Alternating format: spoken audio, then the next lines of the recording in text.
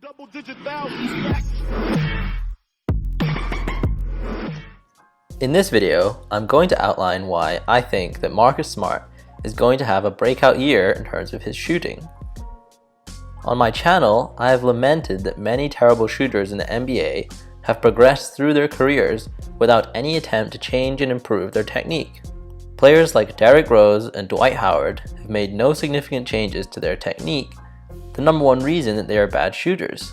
For Rose, the issue is mostly from three-point range, and for Howard, it's about his damaging free throw shooting. If you want to learn more about these two, I'll drop the links to my videos on them at the top of the description box. Marcus Smart isn't just your average terrible three-point shooter. He is, in fact, a historically bad three-point shooter. That's right. At one point 2 seasons ago, Smart had taken 215 three-pointers and had made only 54, giving him a percentage of 25.4%. He finished that season at a similar pace, and even dropped to 25.3% to end the season, cementing his place as the holder of the single worst three-point shooting season in NBA history as a volume three-point shooter. Interestingly, there are some big names in that list, including Allen Iverson and even Derrick Rose from his 2015 campaign. Let's take a look at Smart's technique before this summer to see exactly why he was such a bad shooter from three over his first 3 seasons in the NBA.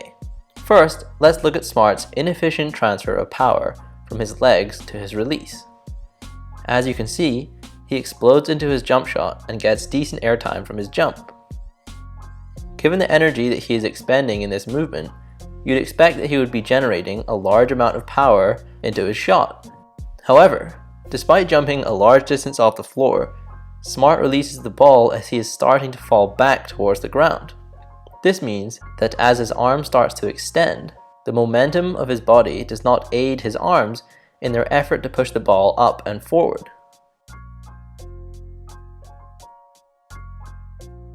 Instead, his arms are fighting the overall momentum of his body.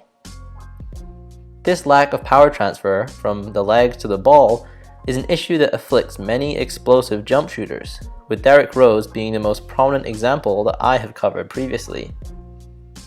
Because Smart actually lacks power coming from his body, you can see some things that he does subconsciously to try to compensate for the lack of power. His legs kick forward as a result of hip flexion, which is a natural response from the body when trying to add power to a jump shot. We see the same thing with Derrick Rose. This leg movement introduces an inconsistent force to the shot, reducing the consistency of the shot overall. Something else that I would critique about Smart's shot is his set point. By pausing the video, we can see that Smart's set point is essentially directly above his head. The back of the ball is slightly further back than the back of his head, and the ball itself is a couple of inches above the top of his head. This set point location is very different to many of the elite shooters of this generation, including Steph Curry, Klay Thompson, Kyrie Irving, Mike Conley, Eric Gordon, Damian Lillard, CJ McCollum, to name just a few. I have made several videos detailing exactly why the modern lower set point in front of the face like this adds power and therefore consistency to a jump shot. If you want to see those videos, you can find them in the shooting breakdown section of my channel. By having a set point so high above and far behind his face, Smart further reduces the power he can use to shoot the ball while still maintaining control over the direction of the shot. So, having identified the 2 things that I would personally change if I were coaching Smart on how to shoot a basketball, we can now look at footage of Smart shooting after some significant technique changes over this summer. Addressing the first issue of what I refer to as release timing, you should immediately see that Smart has changed the rhythm of his jump shot. He reaches his set point as his feet are still in contact with the ground.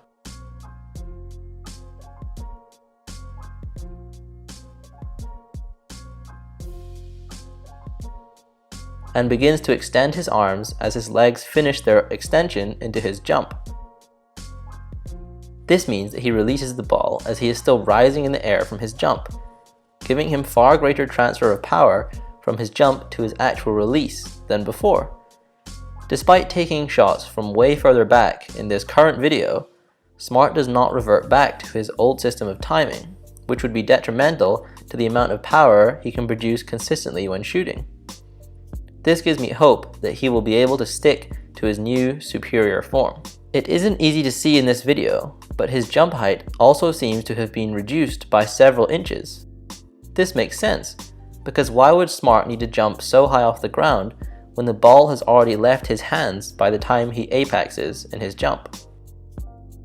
On the issue of Smart's set point, you can see that Smart has made changes to his set point concurrently with the changes to his timing.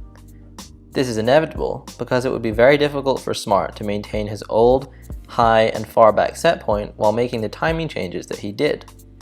The rearmost side of the ball barely comes behind the vertical line of his face, whereas before the same side of the ball was behind the back of his head. This means that his set point has moved almost a full ball's diameter forward, a massive difference.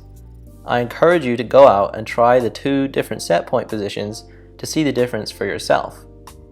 The ball is also lower in Smart's new set point, with the bottom of the ball reaching around forehead level for Smart, as opposed to several inches above his head level as we saw before. I hope you can see how Smart has made massive changes to his shot. I must say that I am impressed by his willingness to learn and adapt. Someone has obviously pointed out to Smart how he could improve his shot, and he has taken such advice on board, unlike a player like Derrick Rose, who has maintained very similar technique over his multi-year career. I cannot guarantee that Smart's three-point shooting improves drastically next year, but if I was a betting man, I would put plenty of money on his percentage increasing by at least several percentage points, and I wouldn't be surprised to see him break the league average of 36% from 3 if he sticks with his current modernized shooting technique. Before I get into what impact I believe Smart's improvements will have on the Eastern Conference picture, I'd appreciate if you hit the like button below if you like these kinds of videos, and subscribe to my channel if you want to see more videos like this in the future. Last season, Smart shot 28.3% from 3 on 4.2 attempts per game, resulting in 1.2 made threes per game, the equivalent of 3.6 points per game. This isn't historically bad, but it's an issue that affects the success of his team, the Boston Celtics. The only reason Smart gets significant minutes at 30.4 per game is his outstanding effort, size, and speed on defense. His inability to make three-point shots isn't enough to outbalance the effect he has on the defensive end of the floor. However, imagine what Smart and the Celtics could become if Smart became an above-average three-point shooter. 40% is often considered an elite percentage to shoot from 3, so let's dream that Smart manages to shoot such a percentage next year with his significant shooting technique changes that I approve of greatly. On 4.2 attempts per game, he would make around 1.7 threes per game instead of 1.2. This would give him 5.1 points per game from 3 instead of 3.6. Now, this may sound like a small difference, but over an entire season, this marginal difference of 1.5 points could be the difference in giving Boston several more wins, and a better chance at the number 1 seed in the East, especially with the Cleveland Cavaliers in disarray. A starting lineup of Isaiah Thomas, Marcus Smart, Gordon Hayward, Jay Crowder, and Al Horford would be unguardable from the three-point line. The other 4 starters are above-average three-point shooters, with the exception of Horford, who hovers right around the league average of 36%. Either way, with Smart as a competent shooter, the Celtics lineup would rival even the Golden State Warriors in terms of three-point shooting depth, although they wouldn't have the individual excellence of players like Steph Curry and Klay Thompson. Even Golden State rarely puts 5 shooters on the floor while maintaining the same size as the Celtics in the front court. The Celtics' new starting lineup would be another step away from the old school NBA and toward the new school NBA, where shooting ability is valued above all else. I expect this trend to continue for the foreseeable future, and there may well be a time when it comes as no surprise when a team puts 5 above-average shooters on the floor to start games. Do I believe that the addition of Gordon Hayward and the potential improvements to Marcus Smart's shooting are enough to give Boston the edge in a series against Golden State? No, I don't. However, I think that those changes would give Boston a significant chance to beat Cleveland, especially if Kyrie Irving's trade demands are granted. Losing Kyrie would remove some of the defensive pressure on the shortest player in the NBA, Isaiah Thomas. The most likely trade scenario for Kyrie right now appears to be with the Phoenix Suns, which would send Eric Bledsoe and some other players to the Cavs. While Bledsoe is an excellent underrated player, he cannot match the offensive ability of a player like Kyrie. He's also shorter than Kyrie, making him a better matchup for Thomas and the Celtics defensively. The presence of LeBron James always makes it difficult to bet against the Cavs, but the potentially well-rounded Celtics can mount a challenge to LeBron, as we saw in Game 3 of the Eastern Conference Finals last year. This is especially true if the Cavs get worse and the Celtics get better, as I expect. Don't forget, the main reason that Boston won Game 3 was because of Smart's impressive shooting performance from three-point range. Let me know what you think about the future of the Eastern Conference in the comments below, and also leave me any video suggestions that you'd like to see in the future. Thanks for watching.